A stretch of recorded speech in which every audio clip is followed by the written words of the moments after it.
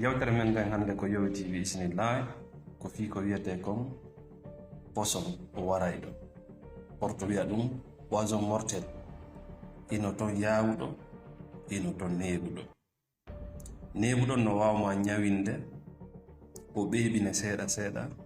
ha ñande lajal mangal timma yawuɗo on kañum ko cuppet ko ɗon o yettata wonki make bisimillah hay ko marɗen ko yewten ɗo nanu aduna on ko nokkure huluɓɓininde ko suusi aduna o komo anda aduna weldunoɓe hankin no waɗidirana poson jombiduɓe no waɗidirana wonɓe ɗaɓɓitude laamu no waɗidirana donc ko wattango liila hande ko nden toɓɓere ɗo wonɗe yewde si Allah arsiki en tan on si heɓiki won ɗum woni poson warayɗo poison mortel ko conal tawkal hino nawnina bani adama hino nawnina kulloy koy bal hino wara si o tigi ñaamima yarima memima meeɗima fuu ɗum wiyete poson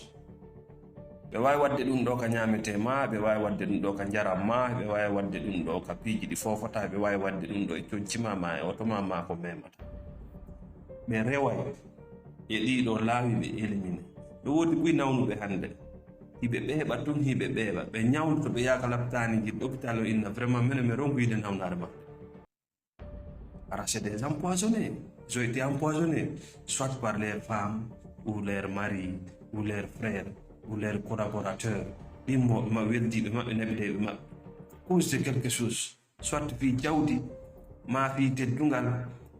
ɗum ɗo no yana e hakkude ceernoɓe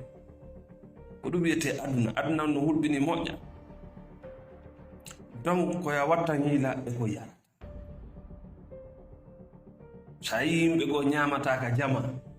par ce que à cause d'un seul individu fi aden gooto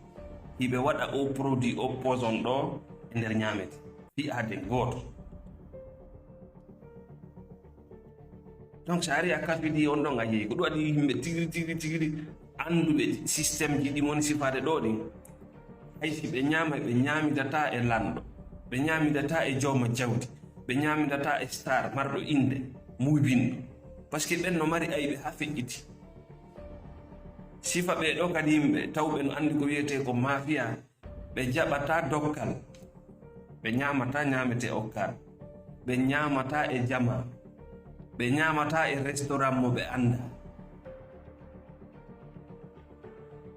ha si mafi goɗɗo développé ke bandi o humpitiga ɗi réseau ji mafiaji ɗo so sikkitike ɗen makko ñamata ko defi no woodi bus cuisinéɓe ɓe jogui ɓe lamɓe ɓe yiyata ɓe marɓe jawle ɓe yiyata sona ɗum hara a yeehi par ce que juste à cause de ton argent par ce que ɓe yimɓe marɓe jawle ɓe yimɓe marɓe laamu wayi enen ɗen yiɗmi a tawi debbo yiiɗamo par ce que wala na debbo on tan ko inde ɓe wondimi a taway ko inde donc debbo on kenen haray no faala libéré hoore mum debbo no woodi mo yiiɗi o neutralise mo rapidement si a hawri noon e poison lang nawna ɗon ɓeeɓa ɗon doga ɗon ñan fi lekki ha ñande mayiɗa koye laawi hon ɗum kadi ɓe mafiyaɓe ɗo ma ɓe ñanneɓe ɗo ma ɓe pomɓe ɗo wawata rewde empoisonna yimɓe ɓe ɗo tawa laawi ɗi ɓe rewata e mum beere empoisonnement goɗɗo e beere ne par ce que beere no haaɗi mari gaz sa waɗi nder ton yawata ko famade ɗimmum ɗum ataya goro drogue ɗi sadakaji ɗi on nden ñamude ɗi coñci okkade wattana yiile mum ɗum ɗo fof bomɓe ɓen no rewa e mum ɓe empoisonno yimɓe ɓen ɓe waynodira e maɓɓe complètement